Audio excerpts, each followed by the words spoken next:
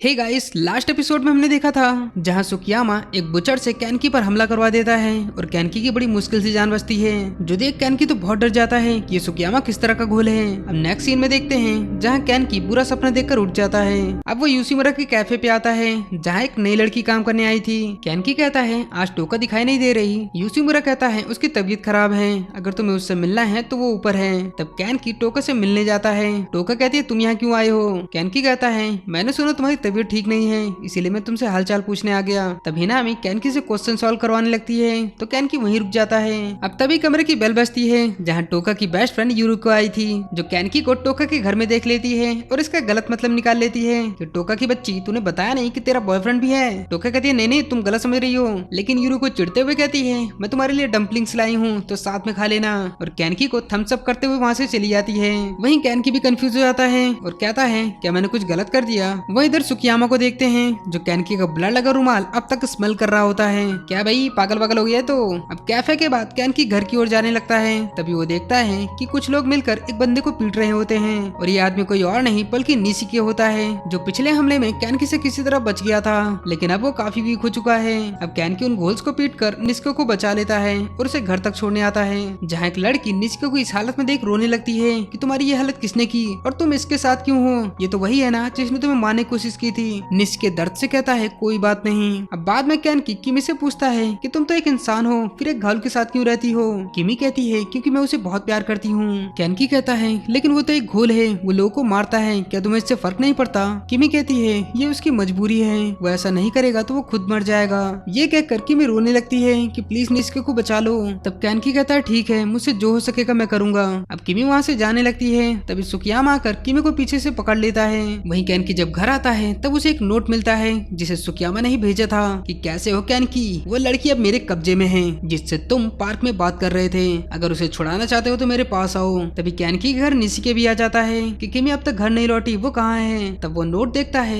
जो देख वो बहुत गुस्सा हो जाता है। कैनकी उसे रुकने को कहता है लेकिन निशिके उसकी बात नहीं सुनता और किमी को बचाने कैनकी के साथ चर्च आ जाता है, जहाँ सुकियामा कैनकी का इंतजार कर रहा था और वहाँ किमी भी चर्च में बेहोश पड़ी थी। सुकियामा कहता है तो आखिर तुम आ ही गए कैनकी, लेकिन मैंने किसी और को तो नहीं बुलाया था। तब निशिके सुकियामा को गाली देने लगता है कि छोड़ दे कमीने किमी को वरना मैं तुझे जान से मार दूंगा। सुकियामा कहता है अगर इस लड़की को बचाना चाहते हो तो मुझे कैनकी चाहिए, जब से मैंने तुम्हारा ब्लड स्मेल किया है तब से मैं पागल हो गया हूँ कैनकी। ये कहते हुए वो पलक झपकते ही कैनकी के सामने आ जाता है और निशिके को एक ही पंच मार कर दूर फेंक देता है। तब कैनकी भी सुकियामा पर हमला करने लगता है, लेकिन सुकियामा उसके सभी हमले को आसानी से डॉज कर देता है और कैनकी को बुरी तरह पीटने लगता है। तभी सुकियामा पे कोई अचानक से हमला करता है और ये होती है टोका। टोका कहती है ये हमला कैसा लगा सुकियामा। सुकियामा कहता है तो तुम भी यहाँ आ गई बदतमीज लड़की, और ये कहता वो अपना चेहरा साफ करता है, जो देख कैनकी शॉक हो जाता है क्योंकि सुकियामा पलक झपकते ही खुद को हील कर लेता है, जो कि आम घोल्स नहीं कर पाते। अब टोका और कैनकी सुकियामा पर हमला करने लगते हैं। तब सुकियामा कहता है बहुत हुआ ये खेल, अब मैं दिखाता हूँ कि असली ताकत क्या होती है। अब जैसे वो दोनों हमला करने जाते हैं सुकियामा अपने पैर और लात से उन दोनों का वार रोक देता है और कैनकी का हाथ तोड़ देता है। अब कैनकी बुरी तरह दर्द से चिल्लाने लगता है।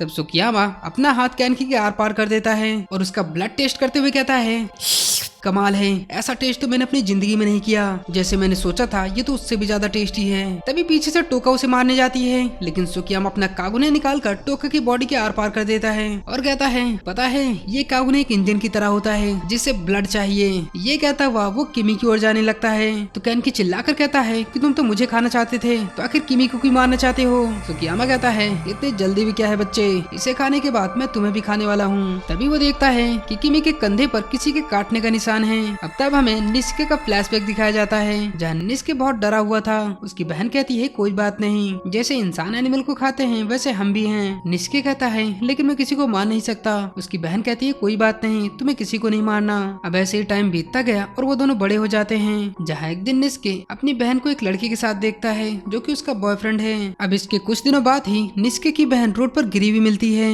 जहाँ निशिके बहुत रो रहा होता है कि मुझे छोड़कर मत जाओ शीश, मैं अकेले जीकर क्या करूंगा। तब उसकी उसकी बहन कहती है तुम्हें जीना होगा निस्के। ये कहकर वो मर जाती है और तब से निस्के बिल्कुल बदल जाता है और अपने बहन के कातिल को ढूंढकर उसे जान से मार देता है और अब वो पहले की तरह किसी पर भरोसा नहीं करता। लेकिन एक दिन उसकी मुलाकात किमी से होती है जो औरों से बिल्कुल अलग थी, इसीलिए किमी और निस्के बहुत क्लोज हो जाते हैं। तब एक दिन निस्के पूछता है कि क्या तुम अकेली रहती हो, क्या तुम्हारे पेरेंट्स नहीं हैं? तब किमी कोई जवाब नहीं देती। लेकिन जिस दिन कैंकी ने निस्के को बहुत मारा था उस दिन निस्के बुरी तरह घायल होकर घर पहुंचता है और खुद को हील करने के लिए भूख से तड़प रहा होता है, जो देख किमी से रहा नहीं जाता और वो निस्के को अपना फ्लैश खाने को देती है। तो निस्के भूख से उस पर टूट पड़ता है। तब किमी कहती है तुमने पूछा था ना कि मेरी फैमिली कहाँ है, मेरी पूरी फैमिली का एक्सीडेंट हो गया और तब से मैं एक जिंदा लाश की तरह जी रही थी, लेकिन फिर मेरी लाइफ में तुम आए जिसने मुझे इतनी खुशी दी कि मैं अपने सारे गम भूल गई। अब ये सुनते ही निस्के को होश आ जाता है और वो वहीं रुक जाता है। अब प्रेजेंट में निस्के सुकियामा पर हमला कर देता है, लेकिन सुकियामा अपने कागुने से निस्के की बॉडी के आर पार कर देता है।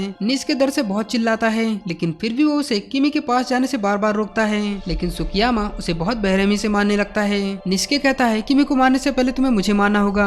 सुकियामा कहता है जैसा तुम कहो। वहीं कैनकी और टोका भी बहुत कमजोर हो गए थे। तब कैनकी एक प्लान बनाता है और सुकियामा को चिल्लाकर बुलाता है। टोका कहती है तुम सच में ये करना चाहते हो? तो कैनकी हाँ में सिर हिलाता है। तब टोका कैनकी के कंधे पर काट लेती है, जो देख सुकियामा तो पागल होने लगता है और टोका पर जोरदार हमला करता है, लेकिन टोका एक ही झटके में अपने कागुने से उसका वार रोक देती है। क्योंकि उसने वन आई घोल का फ्लैश खाया, इसलिए उसका कागुने और भी स्ट्रॉन्ग हो जाता है और वो पूरी ताकत से सुकियामा पर हमला कर देती है, जिससे सुकियामा बुरी तरह घायल हो जाता है। लेकिन फिर भी वो पागलों की तरह हंसने लगता है और खुद को हील करते हुए कहता है अब तुमने मेरा कोई रास्ता नहीं छोड़ा, अब तो मुझे फ्लैश खाना ही होगा। ये कहता वो तेजी से किमी की ओर बढ़ता है, लेकिन बीच में ही उसे निस्के पकड़ लेता है। सुकियामा निस्के को बुरी तरह पीटने लगता है, लेकिन निस्के उसे नहीं छोड़ता।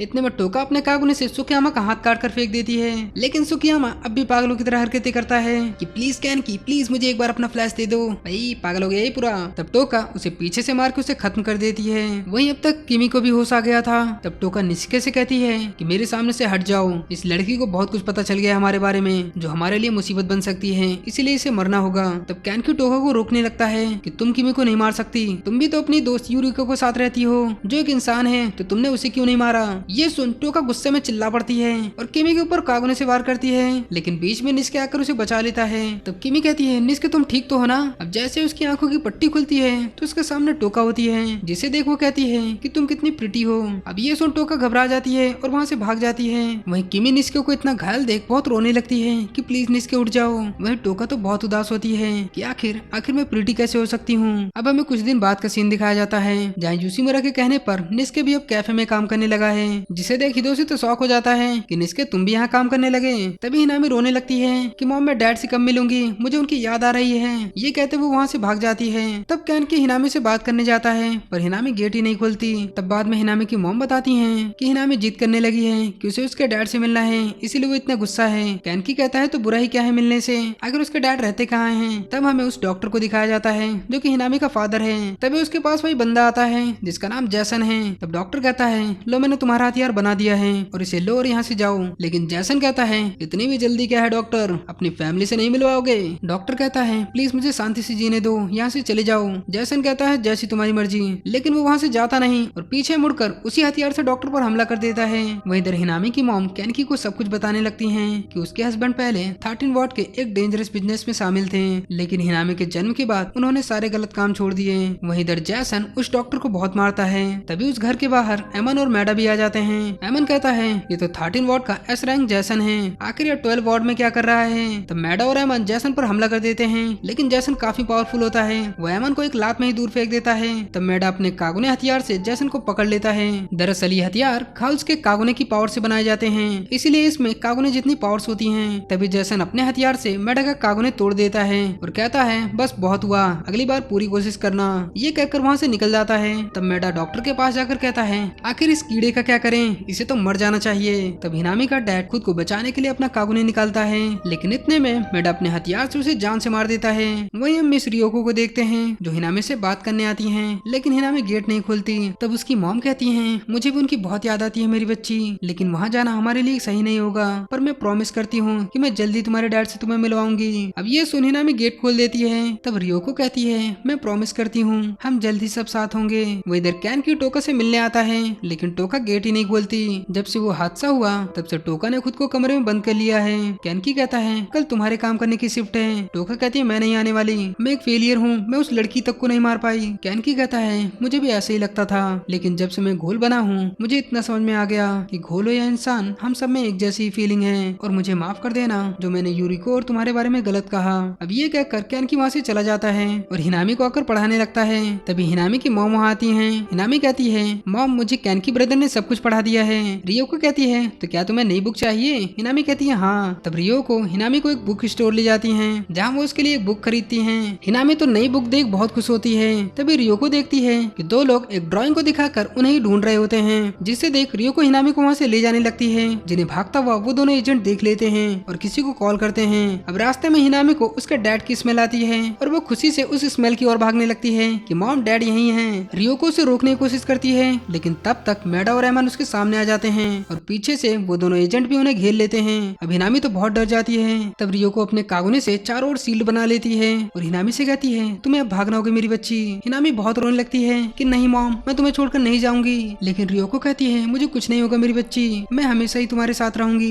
तभी वो एजेंट गन से रियोको पर शूट करने लगते हैं। तब रियोको हिनामी के लिए रास्ता बनाती है और वहाँ से भागने को कहती है। तब हिनामी रोते हुए वहाँ से गिरते पड़ते हुए भागने लगती है। इधर मैडा कहता है कितनी इमोशनल फैमिली है, कहीं मैं मरी न जाऊँ ये देखकर। एंड इसी के साथ दोस्तों इस एपिसोड का यहीं पर एंड होता है। तो नेक्स्ट एपिसोड के लिए प्लीज चैनल को लाइक एंड सब्सक्राइब करें। धन्यवाद।